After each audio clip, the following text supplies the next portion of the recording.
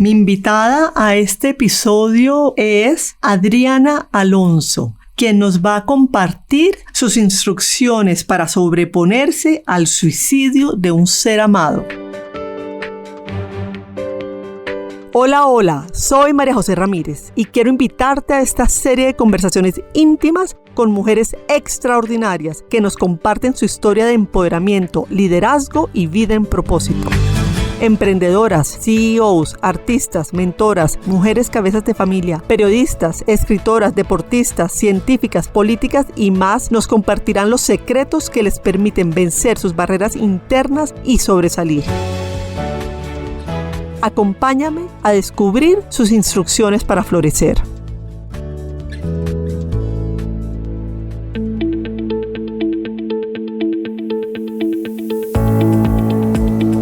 Adriana Alonso cuenta con más de 25 años de experiencia en el sector real como líder, trabajando en planeación estratégica, definición de políticas e indicadores para la gestión y ejecución de las estrategias de calidad, sostenibilidad, cambio climático y diversidad e inclusión. Con conocimientos en gobierno corporativo a nivel de normatividad, así como temas asociados al cumplimiento de las normas para los diferentes sectores. Es consultora en temas de diversidad, equidad e inclusión y auditora del sello Equipares.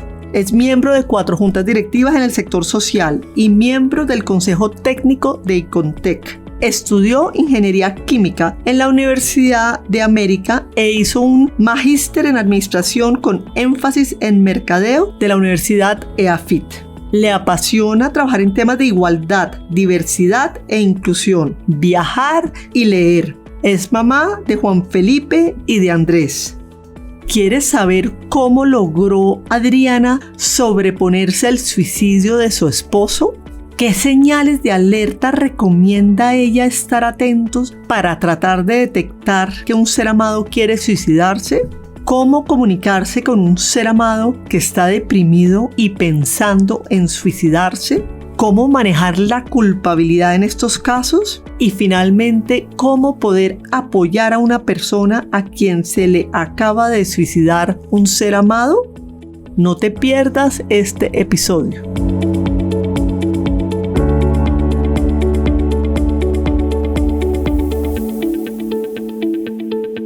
Adriana, bienvenida a Instrucciones para Florecer. Muchas gracias, María José. Un gusto estar acá y que me hayas abierto tu corazón y este espacio para conversar. Adriana y yo nos conocimos en el grupo que estamos de mujeres en juntas directivas, liderado por el CESA, y ahí Adriana se me acercó para contarme su historia de vida por lo que había pasado y yo inmediatamente, dije, no, esto es un tema que me parece muy importante que lo tratemos acá en el podcast y te quiero dar las gracias de antemano porque sé que es un tema difícil y que lo que has elegido es abrir tu corazón para compartir y para sanar. Así que muchas gracias, Adriana. Muchas gracias, María José. Esa es la idea, esa es parte de la misión que tengo, o sea, hablar de este tema porque creo que al no hacerlo no ayudamos. Adri, empecemos con tu niñez. ¿Qué la marcó? Mira, mi niñez fue una niñez muy normal de amor, de juegos, de padres amorosos, de familia amorosa. Pero sí me marcó. A los 6 años murió mi hermano menor, que tenía 4, le dio una leucemia y ahora después ya haciendo todos mis psicoanálisis y mis estudios sobre mi carácter y sobre lo que yo soy como ese ser, eso me marcó muchísimo en la niñez. Después a los 6 años, o sea, cuando yo tenía 12 años, nació mi hermano, el único que tengo ahora, que ha sido pues, mejor dicho, súper importante. Entonces, la muerte de mi hermano y el nacimiento de mi otro hermano marcó mi niñez realmente. Totalmente, porque pasé de ser única hija a tener un hermano. Yo le digo que me fregó del todo, pues, porque me acabo de fregar, ahí sí es cierto. Tú estabas de reina. Estaba de reina. Pero hablemos un poquito, porque obviamente en este episodio pues vamos a estar hablando del suicidio de tu esposo. En ese momento que estabas tan chiquita, ¿cómo te relacionas con la muerte y sientes que logras hacer un duelo adecuado? Pues fíjate, es de las cosas que hoy en día pienso, ya después de todo lo que pasó, porque cuando uno tiene 6 años, se muere tu hermano, sientes de todas maneras hay algún tipo de abandono, digámoslo así, de los mayores. De acuerdo. Sí, de los mayores. Obviamente me explicaron en su momento, pero después cuando hablemos ya del suicidio como tal, fíjate que de lo que se ha encontrado y de lo que he leído es que son sucesos mal manejados en la niñez los que pueden conducir en la adultez a una depresión y a un suicidio. En el caso mío, pues no. Pero sí es importante que marquemos este tema de los duelos en la niñez y de qué puede pasar en la niñez de una persona. Ahora empecemos a hablar un poco ya de, bueno, te casas, sé que te vas a vivir a Medellín. ¿Cómo empieza a hacer esa relación? ¿Cómo era tu esposo, digamos, antes de que entra en la depresión? Te cuento un poquito. Mira, yo estudié ingeniería química y ahí conocí a Fabián. Fabián era compañero mío de la universidad, o sea, algo parecido a tu Nicolás, historia, que tú también eras compañera de universidad, no eras alumna de Nicolás, sí. Alumna, sí, ya sé. En el caso mío éramos compañeros, nos conocimos en el primer semestre, nos volvimos amigos y en el tercer semestre nos ennoviamos, o sea, yo llevaba 40 años al lado de Fabián. Entonces mi relacionamiento empieza desde la universidad y finalmente en el año 90, creo que en la misma época tuya, nos casamos y nos vinimos a vivir a Medellín. Nosotros tuvimos 2 hijos, uno de 30 años, Juan Felipe, pues que ya tiene 30 años, Juan Felipe, después hablamos de ellos, y Andrés, pero ahí es donde, a tu pregunta, ahí es donde empieza mi primera relación con la depresión y eso. Ahora es que lo veo, digamos, cuando uno mira retrospectivamente se da cuenta de muchas cosas. Fabián, a los 6 años, en el año 96, cuando nace mi segundo hijo, Andrés, también sufre un proceso depresivo, fíjate, ya lo tenía. Y eso ya es un riesgo, María José. O sea, de las cosas que aprendí después es que cuando ha habido depresión, ahí se te aumenta el porcentaje de riesgo de la enfermedad mental y del suicidio. Entonces, en ese año tuvo la primera depresión y se debió a que en su momento él trabajaba con una multinacional aquí en Medellín. Esa multinacional cierra ese negocio y él queda sin trabajo. Y siento que eso lo afectó, obviamente, en ese momento. O sea, yo ahora miro lo que pasó ahora y lo que pasó hace 2 años y en ese momento y realmente era similar, o sea, muy triste, muy metido en sí mismo y yo siento que lo único que lo sacó fue el haber tenido 2 hijos, haber tenido el segundo que acaba de nacer y el primero que ya tenía 3 años. Entonces digamos que la relación, un matrimonio, la verdad bonito, o sea, yo siento que siempre fue un hogar bonito, nos entendimos y así vivimos los 30 años que alcanzamos a vivir, 31 años.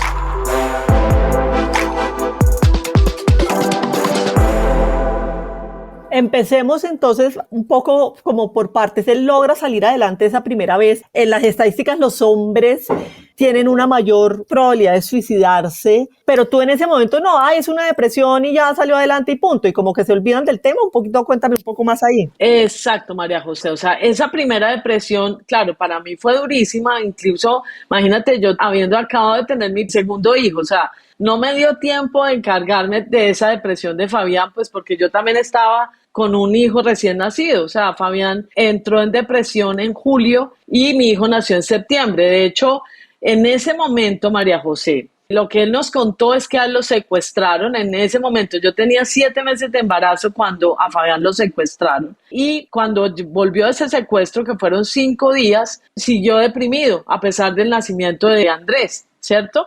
Duró unos 6 meses deprimido. Yo me acuerdo que le pedimos ayuda, pero él no aceptó la ayuda y en enero, febrero del siguiente año, o sea, cuando Andrés ya tenía unos 6, 7 meses, él dice que él sintió que alguien le había ayudado, no sé cómo, y salió de esa depresión. Hoy en día, María José, lo que pasa es que no es tan fácil esta historia, pero hoy en día, cuando yo le cuento esta historia de ese secuestro a los psiquiatras, ellos dicen que no creen que fue un secuestro, que realmente Fabián ahí también intentó suicidarse. ¿Me explico? Porque él se perdió y nos tocó ir a buscarlo. Lo que pasa es que en esa época en Medellín era la época de los secuestros, entonces sonaba muy coherente que lo hubiera secuestrado y que hubiera aparecido a los 5 días, pero realmente fue un secuestro extraño. Hoy en día creemos que pudo haber sido en esa depresión que también tenía profunda que él intentó suicidarse, pero algo en él hizo que dijera, miércoles, yo tengo 2 hijos chiquitos, llevamos 6 años de casados, entonces ahí él dice que él se mejoró y continuamos la vida. Hoy en día yo digo O sea, incluso lo hablaba con una psicóloga en estos días. Decía, vea, si yo me hubiera puesto como a que él hubiera entrado en un tratamiento, en un acompañamiento, hubiera sido diferente la historia. Pero yo realmente creí que él había salido. O sea, para mí, pues porque estaba recién con 2 hijos chiquitos, pues el tema lo olvidé, digámoslo así. No, y me imagino que estabas tan complicada, ocupada con tus hijos, trabajando y todo, que de alguna manera uno lo ve medio normal y ya asume que salió adelante. Así es, así es. ¿Qué síntomas empiezas a sentir ahorita, digamos, ya previo a su suicidio? Fue similar a lo que, ahora que lo pienso, que lo he analizado tanto, similar a lo que viví hace 25 años. O sea, primero, definitivamente, María José, la pandemia hizo que Fabián se le disparara esa depresión, o sea, esa connotación que él tenía pues de ser depresivo. La pandemia para él fue terrible, o sea, yo lo sentía a él totalmente angustiado, desesperado por no poder salir, o sea, realmente ahí empezó.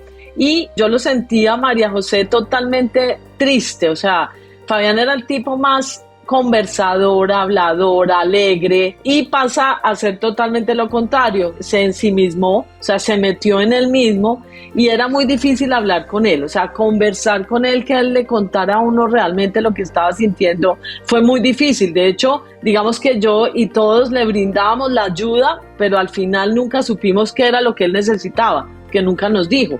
Entonces los síntomas eran esos. Empezó en el 2020 muy triste, muy callado, muy ensimismado, muy preocupado por el tema de sus padres. Él tiene sus 2 papás vivos y se lo volvió una obsesión, María José, el tema de la salud de sus padres y de qué iba a ser del futuro de la humanidad entera con eso de la pandemia. Entonces ahí empezó y esos eran los síntomas, una tristeza profunda. ¿En algún momento se te pasó por la cabeza que él se podría suicidar? No, María José, mira que hoy en día lo pienso, ¿tú crees? Nunca se me pasó, o sea, en serio, o sea, yo sí lo veía muy mal y traté de ayudarlo de la mejor manera y con todas las herramientas y la información que tenía, porque eso es lo que te digo, pero nunca se me pasó por la cabeza. Y hoy en día sé que uno sí debería haber preguntado, fíjate, si realmente esa infelicidad que sentía podría sentir que no quería seguir viviendo, como para dejar de existir.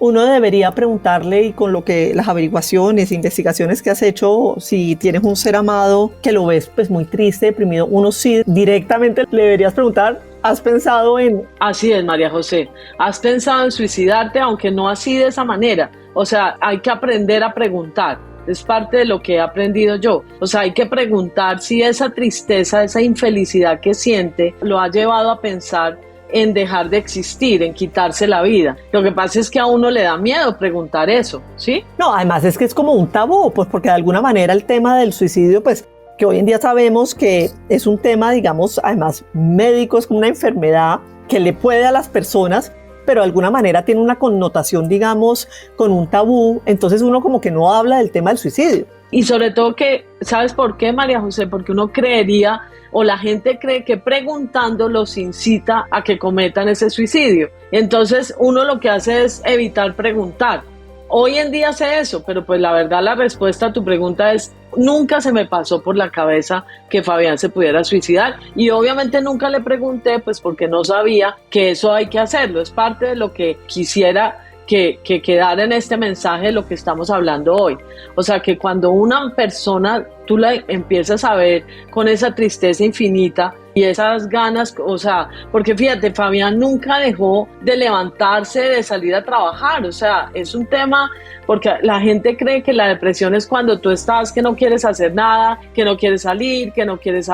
Él sí dejó de ser ese conversador y esa alegría en la vida, pero Fabián nunca dejó de levantarse, de salir a trabajar, digamos, trataba de hacer cosas que le gustaban. Entonces a él le encantaba jugar golf, por ejemplo, entonces camina a jugar.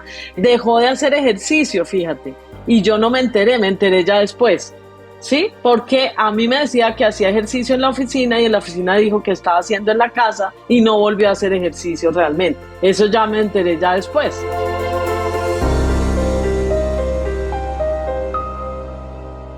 Vamos a escuchar este mensaje importante y ya volvemos con ustedes.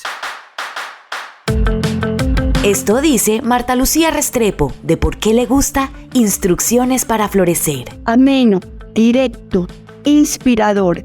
María José logra desnudar la vida, retos, creaciones y aportes de cientos de mujeres que hacen evidente día a día su potencialidad. Soy Marta Lucía Restrepo. Sigue con Instrucciones para Florecer. Compártelo con tus amigas que también les pueda gustar. Estamos de regreso con nuestro programa. Qué bueno que estén con nosotros. Adri, vamos al instante en que te das cuenta de lo que sucedió. ¿Cómo fue ese momento? ¿Cómo te das cuenta? ¿Y cómo son esos primeros instantes con la realización de lo que había sucedido? Fabián desapareció, o sea, yo lo sentía muy mal, María José, y esa semana incluso yo le había dicho pues que por qué no buscábamos otra ayuda, porque él ya había ido donde psiquiatra, donde psicólogo, no le servía ningún psicólogo. Entonces esa misma semana habíamos hablado, me dijo que sí, que él quería pedir unos días de licencia, y le dije que por qué no buscábamos otro psiquiatra, que yo lo acompañaba. Me dijo que sí, o sea, dentro de lo poco que hablaba, en esa semana habló. Esa semana, el miércoles precisamente, él se suicidó el 8 de octubre del 2021. Ese miércoles anterior, porque eso era un viernes, él se demoró en llegar. Y normalmente él llegaba tipo 6 de la tarde, porque pues acá en Medellín todo es relativamente cerca. Entonces se demoró en llegar. Yo le pregunté qué pasó. Me dijo, no, estaba precisamente pensando qué voy a hacer para mejorar. O sea, porque yo lo veía tan triste, óyeme, yo decía, pero ¿cómo más lo ayudo? Sí, ¿qué más hago? Y resulta que después supe que ese día había ido a mirar cómo se iba a suicidar. O sea, él lo venía planeando, María José, hacía ya varios meses, o sea, eso no es de un día a otro. Estas personas que ya llegan a ese grado de depresión ya pierden cualquier conexión racional. ¿Me explico? Ya no piensan en esa familia que dejó, o en la mamá y el papá que todavía tenía, o en los amigos, o en la esposa. No, ellos ya están en una conexión totalmente emocional, en donde realmente la solución a sus problemas es el suicidio. Entonces, ese viernes Fabián se desapareció, y te digo, María José, que yo sentí que Fabián algo le había pasado. O sea, yo incluso ese día yo le dije a mi hijo a las 6:30 de la tarde que no llegó. Mi hijo me dijo, pero mamá, que exageres, 6:30, pues se quedó con alguien o se fue a tomar un café con uno de sus amigos. Espérate, ese día había día de no carro en Medellín. Entonces él se fue en el metro, y ese día hablamos, imagínate, a las 4 de la tarde yo hablé con él. Y me dijo, sí, amor, estoy en una cita, no sé qué, yo salgo y me voy para la casa. Pero yo ya sentía, o sea, es una cosa increíble, no sé si tú lo sentiste también en tu momento, pero yo sentí que algo le había pasado grave, porque yo sentía que estaba muy mal. Lo que pasa es que no llegué hasta allá, pues nunca me llegó hasta allá mi grado de perspicacia, ¿cierto? Yo lo veía mal, pero no sabía. Entonces ese día se desapareció y empezamos a buscarlo con los amigos por todos lados, fuimos a todos los hospitales, fuimos a la policía, bueno, hicimos toda la averiguación. A la 1 de la mañana decidimos sacar un aviso en Instagram y en Facebook. Yo llamé a mi hijo mayor y le dije, amor, vamos a sacar esto, tu papá no aparece. Mi hijo menor, que se había ido a una reunión, llegó y empezó también a buscarlo con los amigos de él, y así hicimos todo un recorrido con la policía, bueno, con todo lo que pasa cuando una persona se desaparece. Y el sábado a las 7 de la mañana me llamó una persona que ya, pues tú sabes que eso, las noticias y la ayuda llega rápidamente. Me llamó una persona de la policía y me dijo, encontraron una persona con las características físicas de su esposo. No me dijo que había sido un suicidio.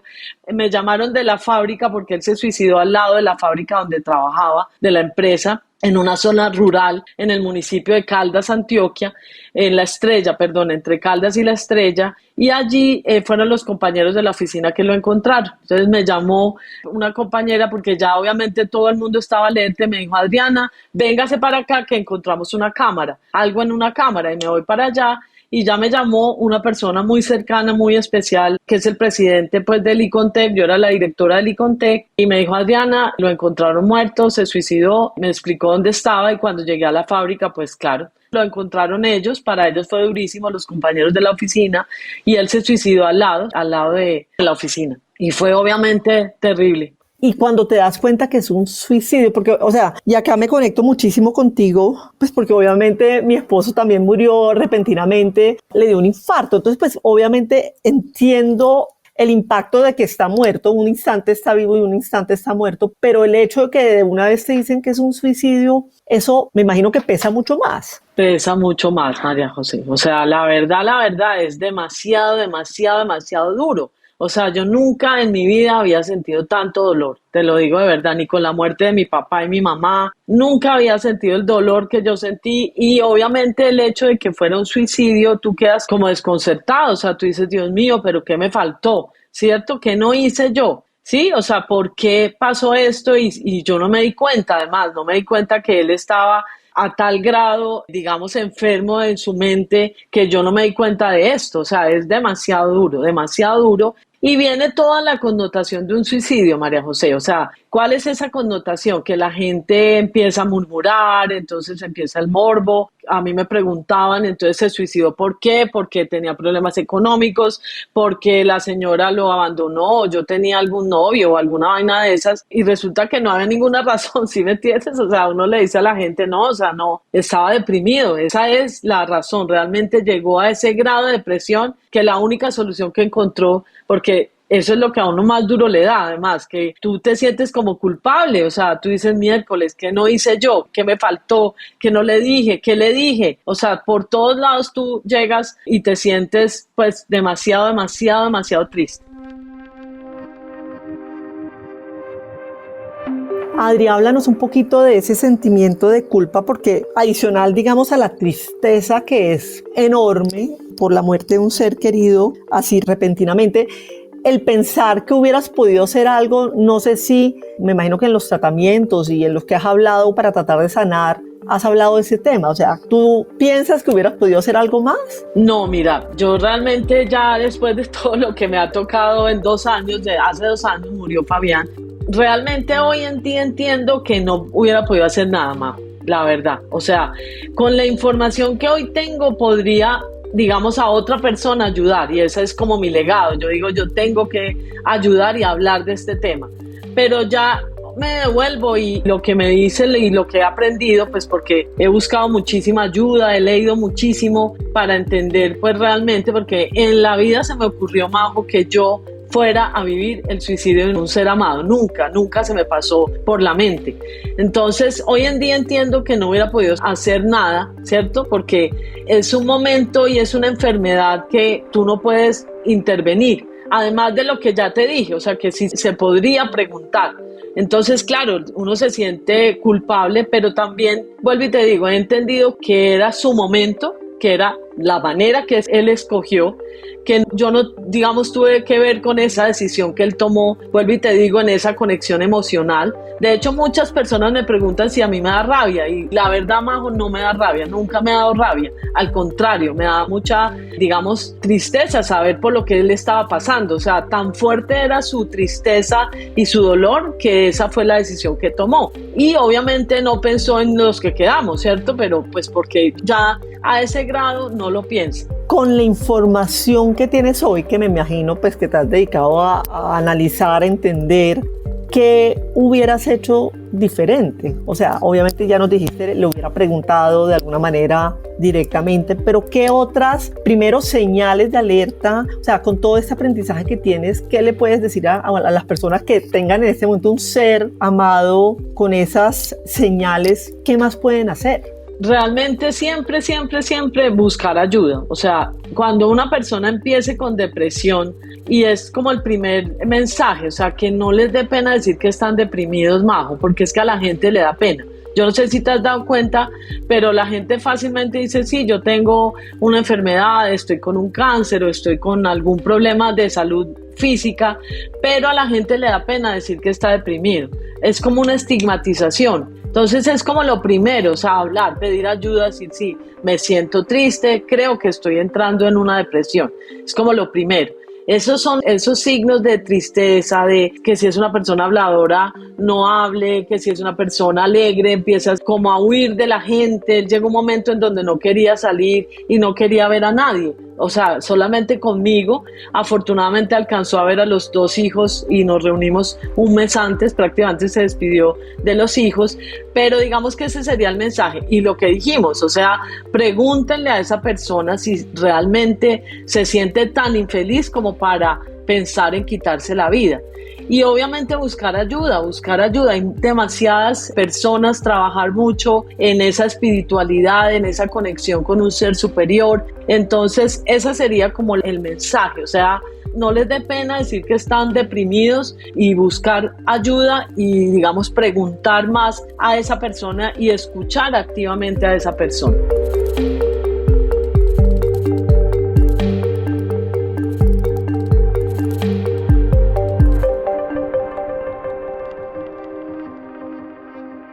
Hay algo que para mí ha sido complejo, digamos, llegar a de verdad entenderlo y como vivirlo así, y es que cada ser humano, cada alma toma sus decisiones. Y a veces uno quisiera como que la otra persona no hiciera algo, por ejemplo, en el tema de los hijos, ¿no? De soltar y aceptar lo que ellos hacen, pues de alguna manera hay que también soltar y aceptar lo que hace esa alma y decir, listo, yo puedo ayudar, yo puedo hacer hasta cierto punto, pero más allá no puedo hacer. ¿Cómo ha sido ese proceso contigo? Así es, Majo. O sea, yo ya entendí hoy en día, mira, yo me he ayudado muchísimo con mucha lectura, libros, pues primero del duelo, ¿cierto? Porque además este duelo, Majo, es más duro que cualquier otro duelo. Sí, es como lo primero que también quiero que hablemos, o sea, porque listo, a uno se le muere una persona, pero es que este duelo por suicidio tiene una connotación mayor de culpabilidad, así uno después entienda que no, pero inicialmente siempre vas a sentir culpabilidad. Y lo segundo es que también hay una connotación de estigmatización, o sea, la gente te pregunta, pero a ver, es que usted estaba al lado de él, dormía con él, ¿cómo se suicidó? Y usted no se dio cuenta. Entonces, ahí hay un tema muy complejo, digamos, de este duelo, que es un duelo largo, además muy largo. Y fue lo primero que me dijo el psiquiatra. Yo trabajo en un grupo con un tanatólogo y estoy en un grupo de ayuda, que también eso es parte de lo que es muy bueno de hacer después de que te pase algo así. Hay muchos padres que se les han suicidado hijos, mucho joven, Majo, se ha suicidado. Imagínate, 12, 17, 18 años, niños y niñas. Entonces, en ese grupo de ayuda, lo primero es entender que tú no puedes controlar la vida de nadie al final de cuentas, de nadie, incluso de tu hijo, lo que me acabas de decir tú, incluso de un hijo. O sea, el niño apenas ya sale del primer año o los primeros 3 años, sale de tu casa, ya empieza a vivir y a tener otras información que tú ya no controlas. Entonces, eso es muy importante en este duelo. Y lo otro, que la gente, digamos, es morbosa, mucho tema religioso, Majo. Entonces a mí me dijeron que yo debería hacerle 40 misas, cantos gregorianos, una cantidad de cosas, de temas de tipo religioso. La gente le da miedo hablar del tema y yo la verdad desde el primer día lo dije abiertamente. Se suicidó y estaba deprimido. Adri, hoy en día, ¿tú qué le recomendarías a alguien que, por ejemplo, yo me encuentro contigo y tú me dices, se acaba de suicidar mi esposo? O sea, ¿cómo poder acompañar a una persona que su ser querido se le ha suicidado? Muy importante escucharla, dejarla hablar y dejarla sentir, o sea, porque es que la gente en los duelos y en este duelo la gente no llore, no hable, no recuerde, no, dejarla hablar del tema, dejarla hablar de lo que se está sintiendo, porque es demasiado fuerte lo que se siente allí. Entonces dejarlos hablar, acompañarlos, digamos, pero empáticamente, o sea, no, eso que la gente hace que es, no, aquí no vas a llorar, yo vengo es a distraerte y resulta que eso no ayuda, o sea, si tú dejas hablar del tema, lo que se sintió, cómo lo manejó, cómo se siente, porque mira, muchas de las personas que están en este grupo de ayuda que yo te digo, son personas, por ejemplo, sin educación o con una educación muy básica, en donde se sienten y que viven en un pueblo. Imagínate una persona en un pueblo que se le suicida el hijo o la hija. Entonces hay gente que dice, mire, es que allá va la mamá del suicida. Claro. Imagínate eso, imagínate la estigmatización que puede haber, ¿sí? Entonces al final es dejarlo hablar, escuchar y sobre todo dejarlo que sienta, que llore, que hable de lo que pasó. No minimizar eso, que fue lo más grande, minimizarlo en aras a que se sienta alegre, porque no se va a sentir alegre. Esto hay que vivirlo y hay que dejarlo fluir, entenderlo. Yo me leí un libro que se llama La otra mirada del suicida, la mirada del suicida, el enigma y el estigma, o sea, porque nadie al final sabe qué pasa en la mente de un suicida, pero también hay un estigma, sobre todo en los que quedamos. Por eso tan importante esto que estamos hablando, este podcast que me parece demasiado importante, porque imagínate, Majo, que en la primera introducción de este libro de Juan Carlos Pérez, que recomiendo, es que las personas que quedamos, digamos, sobrevivientes de un suicida, haz de cuenta que hayamos sufrido o una violación o hubiéramos estado en un campo de concentración. O sea, es tan fuerte lo que tú sientes que es comparable con ese trauma, o una violación o haber estado en un campo de concentración.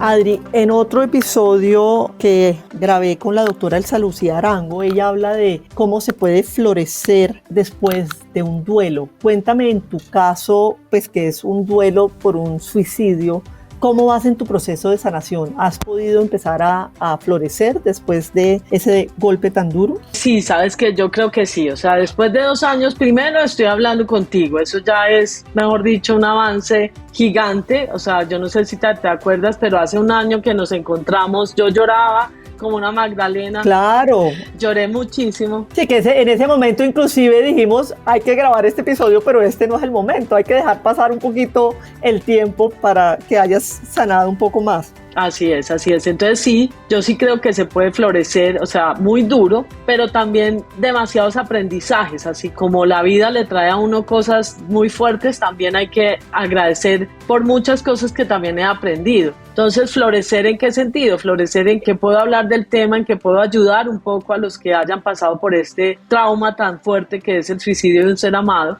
Entonces siempre cuando algo pasa, inmediatamente me llega a mí alguna información y trato de ayudar con libros, o sea, libros como el de la doctora precisamente Elsa Lucía, Experiencias con el cielo, libro como el tuyo también con el tema de Florecer en invierno, que también es un libro que le ayuda a uno muchísimo a entender y a trabajar en uno mismo, y libros como La mirada del suicida, que también le ayudan a uno a entender qué es el suicidio y por qué pasa eso hoy en día. Entonces sí se puede florecer y pues creo que estoy en ese proceso. Todavía hay mucho por hacer, pero sí creo que sí se puede, digámoslo así. Adri, comparte con nosotros alguno de los aprendizajes. Primer aprendizaje es a poner los pies sobre la tierra, Majo. Yo siento que yo tenía una vida, digamos, muy linda, un matrimonio lindo, con una familia linda, hogar, digamos, con las vicisitudes de cualquier hogar, ¿cierto? Y de la crianza de unos hijos, pero era normal. Yo siento que este golpe que me dio la vida hizo como que, ¡pin!, pusiera el pie sobre la tierra, digámoslo así. ¿En qué sentido? En conectarme más con la gente, ser más compasiva, ser más humilde, no juzgar tanto a la gente. Uno juzga a veces y no sabe que cada persona vive algún dolor. Entonces, hacer esa persona más empática, más conectada con ese otro ser humano que hay allí, buscando siempre lo mejor de ese ser humano. Ese para mí es como el primer aprendizaje. Ayudar a otras personas, creo que con eso, digamos, estoy para eso también. Y un segundo aprendizaje también es conocerme a mí misma, Majo. O sea, yo siento que esta época, este momento que me tocó vivir, que además coincidió exactamente con mi jubilación, ¿no? O sea, yo era directora de una organización importante aquí en Medellín y al tiempo se muere Fabián y yo me iba a jubilar. Wow. Entonces, muchos cambios sí, a la vez. Demasiados, sí. Y fuera de eso, los 2 hijos también listos para salir ya, porque Juan Felipe tiene 30 y Andrés tiene 27, entonces listos para salir. Entonces, la vida, yo siento que estoy empezando a vivir mi tercera etapa, mi tercera parte de mi vida, que es una etapa en donde, pues, digamos, sola, pero una soledad que no es pues la víctima, sino una soledad de aprendizaje, sobre todo de conocerme a mí misma y de aprender a bastarme conmigo misma. Siento que eso es demasiado importante. No es decir, porque claro, a uno le empiezan a buscar pareja, ¿no? Yo me imagino que tú también, pero entonces empieza la gente, o sea, claro, mi edad, todavía estoy joven, entonces yo digo no, o sea, primero quiero conocerme a mí misma y cuando realmente sienta que estoy totalmente tranquila y empoderada, ahí sí puedo abrir mi corazón y mirar, pero estoy enfocada en eso, en trabajar en este tema y en los otros que también te cuento. ¿Cómo ha sido el tema con tus hijos? Porque me imagino que, bueno, claro, ellos ya eran grandes, a diferencia de los míos que estaban muy chiquitos cuando se murió Nico, pero ¿cómo ha sido el tema de hablar? No, es que tu papá se suicidó, de nombrar el tema. Para ellos, uno de los temas que yo también aprendí es que cada persona tiene un duelo distinto. Cuéntanos un poquito cómo ha sido ese proceso de duelo de tus hijos. Cada persona tiene un duelo distinto. Obviamente, imagínate que el papá se suicide, o sea, eso es para un ser humano demasiado fuerte. Afortunadamente, los 2 hijos en ese momento estaban en terapia, fíjate, estaban más por sus temas personales de esa vocación profesional, de estar terminando la carrera, que ellos, digamos, recibieron una ayuda extra o por lo menos ya tenían esa ayuda, a diferencia mía. Entonces ellos, y si viste lo que te mandé, o sea, mis dos hijos son humanistas. O sea, yo soy ingeniera química, Fabián también, pero el uno es músico y el otro es escritor. Entonces siento que eso les ayudó mucho. El escritor, Andrés, que es el menor que estaba aquí conmigo, no te imaginas lo que ha escrito tan lindo y lo ha sacado. O sea, su duelo ha sido también ayudado muchísimo por la escritura. Tú sabes que cuando uno escribe en un duelo, eso le ayuda a sacar muchas cosas. Entonces, ese ha sido su ayuda. Y en Juan Felipe, el mayor, que es el músico, también en componer y en sacar todo ese dolor también en su música. Él es compositor y arreglista. Y bueno, y eso creo que les ha ayudado mucho, además de la terapia. Al principio, Majo, queda la familia como cuando uno tiene un móvil de esos de los niños, que le quitas un pedazo y queda toda choneta, Claro. y ya nosotros grandes, o sea, ya los tres adultos, quedó, o sea, muy difícil como de volver a lograr ese equilibrio. Entonces, ese primer año y esa primera Navidad, Año Nuevo, no. O sea, estábamos, como dice Juan Felipe, totalmente destrozados realmente, como personas y como familia, destrozados. En el camino ya en estos 2 años hemos logrado encontrar ese equilibrio y cada uno está viviendo lo mejor posible su vida, siempre conectados los tres. Ellos dos ya salieron de acá de Colombia, pues ya no están viviendo conmigo, entonces, y verlos ya en su camino, eso me da a mí muchísima tranquilidad. Entonces, ha sido un proceso muy duro, pero con terapia y con ayuda, definitivamente sale uno adelante. Me impresionó porque la psicóloga con la que empecé a trabajar recién se murió, Nicolás, me dio exactamente el mismo símil del móvil que tiene un equilibrio y que en el momento que se muere una persona pues se cambia el equilibrio y encontrar ese nuevo equilibrio pues toma su tiempo. Hay que tener también un poquito de paciencia y dejar sentir todas las emociones. Así es, hay que dejar que cada uno viva ese duelo. O sea, muy difícil además porque mi hijo menor en su momento también estaba deprimido en ese momento y cuando se te suicida una persona y este también está deprimido, pues pucha, esa vaina es durísima. No, qué angustia, claro, porque enseguida empieza uno a pensar. Empieza uno a pensar, de hecho hubo un momento en donde nos dijo, o sea, a ver, porque éramos encima de él, mi hermano que ha sido demasiado importante, el hermano también de Fabián y mi otro hijo y él mismo dijo, venga, no, déjenme que yo estoy saliendo y voy en mi proceso y realmente va muy bien, lo mismo que mi otro hijo. Adri, para alguien que se le acaba de suicidar a alguien, o sea, que está muy fresco el dolor, la angustia, el miedo, la culpa, ¿qué mensaje le puedes dar? El mensaje es que no se culpe, o sea, que entienda que los que quedamos no pudimos hacer más de lo que hicimos. ¿Me explico? Que es un proceso que se sale de nuestro control. Y eso también es parte de mi aprendizaje, Majo, es que yo no puedo controlar nada. Yo era súper controladora, o sea, digamos que no te imaginas todo lo que yo hice para que Fabián saliera de esa depresión. Y hoy entendí que no podía hacer nada y que no puedo controlar todo, que definitivamente solamente Dios está allí y es el que decide. O sea, si yo no pude, si yo recé tanto para que Fabián saliera, pues realmente ni Dios pudo. Entonces creo que es como el primer mensaje. No te sientas culpable, entiende qué pasó, vive esa tristeza, déjala fluir, siente, sentir para poder ir sacando todo ese dolor, pero no sentirse culpable y más bien ayudar a otros, digo yo. Adri, tú has mencionado un tema que para mí es muy importante y que varias invitadas han mencionado y es el tema de soltar el control. Eso se dice muy fácilmente, pero ya aplicarlo, ¿cómo has logrado hacerlo? ¿Y en qué medida en tu nueva vida, digamos que tú estás diciendo que entraste a esa tercera etapa, en qué medida estás aplicando en el día a día ese soltar el control?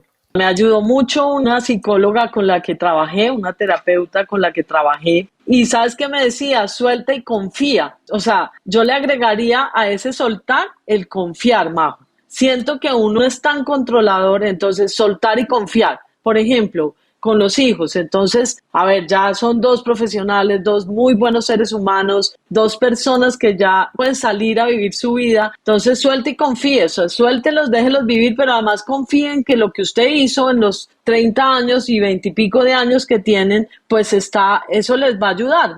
Lo mismo en los temas que van pasando en el día a día. O sea, ahora, por ejemplo, que me toca tomar decisiones, que me quiero ir a estudiar, hacer una maestría. Entonces también como soltar, o sea, dejar que la cosa fluya y confiar en que lo que estoy haciendo lo estoy haciendo bien. Entonces suelta y confíe. Ese sería como lo que yo le agrego, confiar en que lo que uno hace, lo que uno estudió, lo que uno está haciendo, que lo hace lo mejor posible, pues va a salir bien, porque lo haces bien. Totalmente de acuerdo, soltar y confiar. De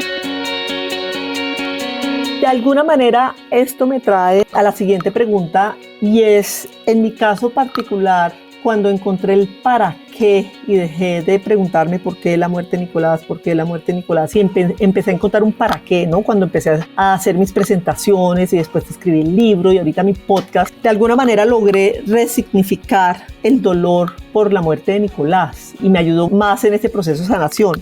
¿Tú ya encontraste tu para qué? Yo estoy en ese proceso. Primero yo también quiero escribir un libro y lo empecé a escribir el año pasado sobre precisamente eso, desde una vivencia muy personal, cómo es vivir el suicidio de un ser amado. Y esto que estamos hablando hace parte como de eso que quiero contar. Escribir sobre eso me ayuda muchísimo y sobre todo conectarme con esas personas que han sufrido lo mismo que yo, o sea, que un ser amado se ha suicidado. Ese sería mi para qué, conectar con digamos que tú me preguntabas también por cuál es mi superpoder. Yo creo que es la conexión, tanto persona, o sea, el ser humano que hay al otro lado, como conexión en general entre personas y en mi vida. Ese sería como el para qué. Y lo otro, aprender el para qué también es abastarme a mí misma. Eso es muy importante, Majo. Abastarme a mí misma, porque finalmente los hijos se van, la pareja se muere, los papás se mueren, entonces ¿quién queda? Quedas tú, y tienes que aprender a abastarte a ti mismo para estar tranquilo, dar amor y recibir amor. Tú has dicho algo que para mí fue uno de los grandes aprendizajes de mi vida. Cuando muere Nicolás, de alguna manera, y en el libro lo cuenta, yo quería volverme a casar, ¿no? Y que hubiera otra pareja que me ayudara a salir adelante. Y mi gran aprendizaje es como la importancia de uno ser capaz de autocuidarse, de uno ser capaz de tomar las riendas de su vida, y en la medida que uno está bien, en que uno se cuida y en que uno es capaz, digamos, de proveerse todo, pues ahí después sí todo va a salir maravilloso. El pasado episodio, que era con la psicóloga Mónica López, chilena, hablaba también de la importancia de estar primero uno bien, ¿no? Y quererse, y que la otra persona viene es a añadir cariño, pero uno tiene que estar bien. Entonces también para mí ha sido un aprendizaje importantísimo ese de, como lo dices tú, adaptarse uno mismo para efectivamente poder tener una vida más en paz, más plena y más tranquila. Y ese es el trabajo que estoy haciendo, y esa es la otra decisión, trabajar en los temas. Fíjate, yo llevo 20 y pico de años paralelo al ICONTEC trabajando en los temas de diversidad, equidad e inclusión. Entonces es seguir trabajando en eso, son como paralelo las dos cosas. Entonces me quiero ir a hacer una maestría el otro año, me quiero ir a vivir a España. Entonces, bueno, eso es lo que viene a futuro, Majo, también en mi caso. Pero inicialmente trabajar en mí misma, en conocerme, lo que acabas de decir. Me parece algo maravilloso y lo celebro, Adri, es todo eso que estás nombrando de irte a España, hacer una especialización, pues qué machera, es volver a empezar a vivir y darte la oportunidad de, ok, la decisión y la elección de Fabián fue suicidarse, pero no por eso yo tengo que quedarme atado. Y para mí otro de mis aprendizajes que comparto en el libro es soltar, ¿no? Ok, eso pasó, eso fue su elección, vivo mi proceso de duelo, lo suelto, pero también yo elijo vivir una vida plena. Importantísimo, y así es, esa es mi decisión. O sea, después de 2 años de muchísimo aprendizaje, de muchísimo trabajo en mí misma, ¿cierto? En este duelo tan tenaz por un suicidio, es exacto, seguir la vida y saber que, pues que hay, o sea, que no todo es malo. Me explico, que lo que le pasó a uno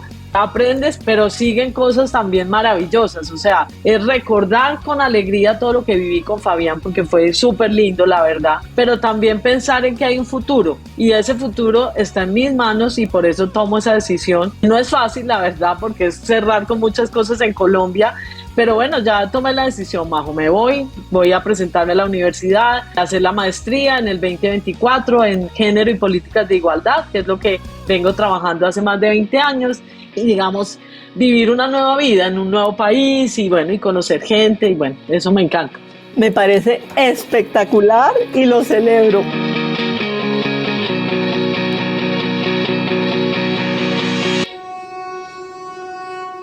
Vamos a escuchar este mensaje importante y ya volvemos con ustedes. Esto dice Mariana Aguad, de Por qué le gusta el podcast Instrucciones para Florecer. Porque me ha brindado la oportunidad de conocer las historias de mujeres de carne y hueso que son valiosas y luchadoras y con las cuales me he identificado y me han inspirado de una manera tremenda. Historias que reafirman que la vida no es lineal y que a pesar de los desafíos hay que atreverse a vivirla con toda. Si no lo has hecho, por favor, síguenos en tu directorio de podcast preferido.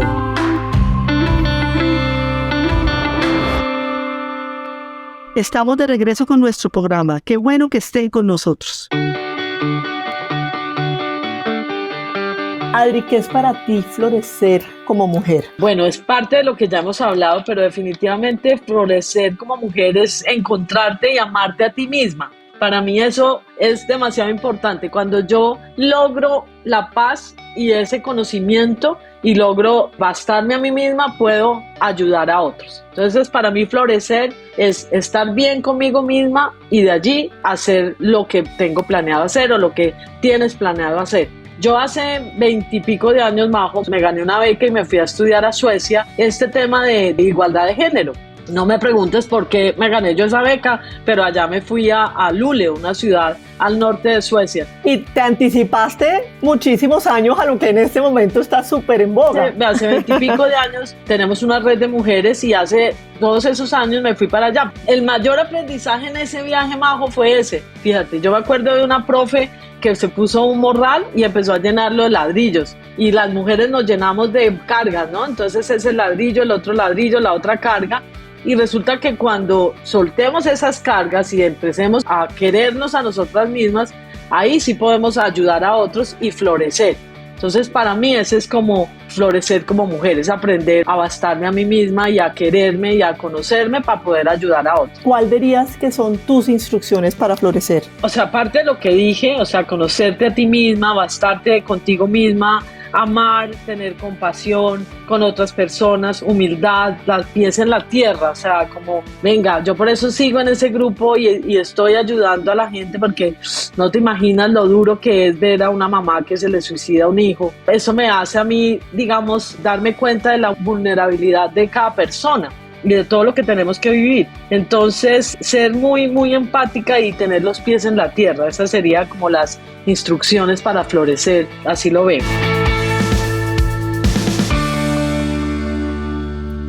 Has mencionado varias veces que estás en este grupo de ayuda en donde hay mamás con hijos que se le han suicidado. En ese caso particular de una mamá con un hijo, porque uno de mamá se siente responsable de los hijos y creo que, me imagino que el tema de culpa debe ser aún mayor. Adicional a lo que ya has dicho, ¿habría algún tip adicional?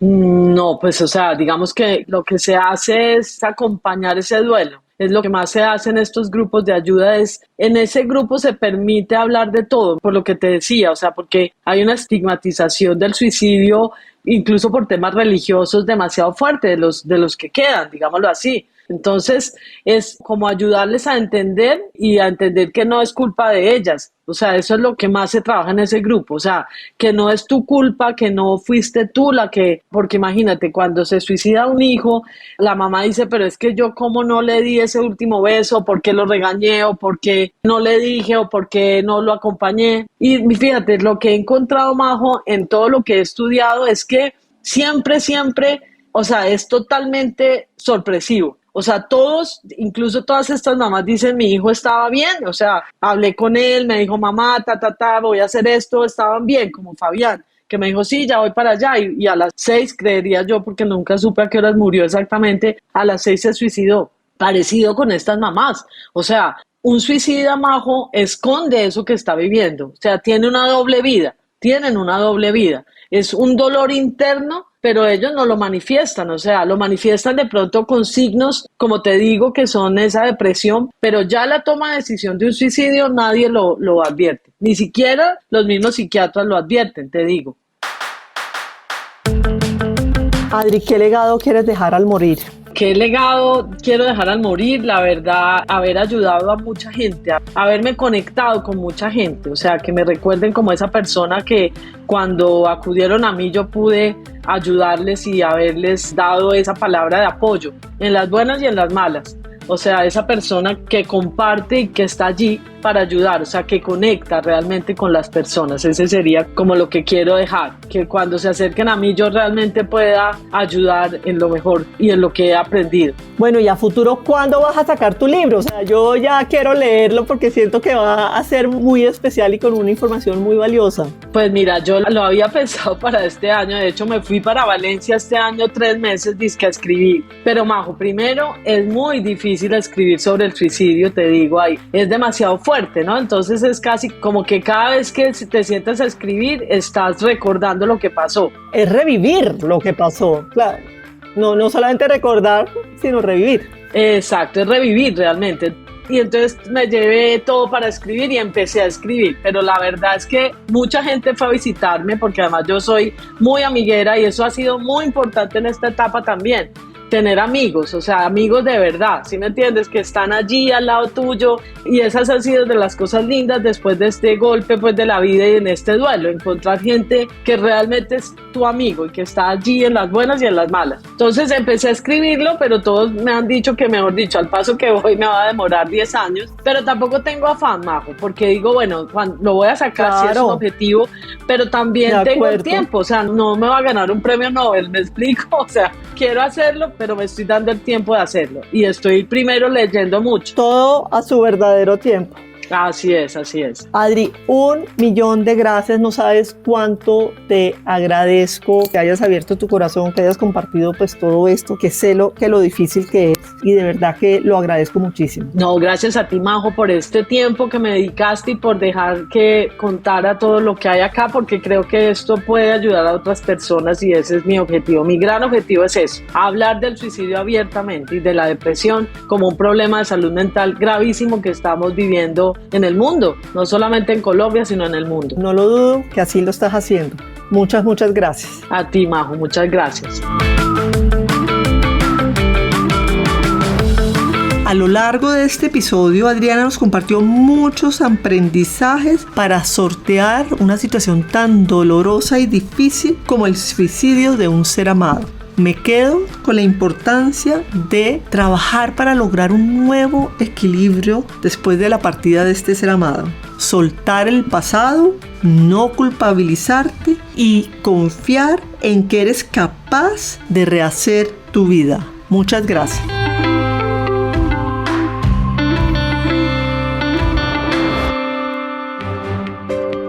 Hasta este momento, instrucciones para florecer. Los espero muy pronto con más conversaciones con mujeres extraordinarias que nos comparten su historia de empoderamiento, liderazgo y vida en propósito. Acompáñame a descubrir sus instrucciones para florecer. No olvides suscribirte a nuestro podcast en la plataforma de tu elección.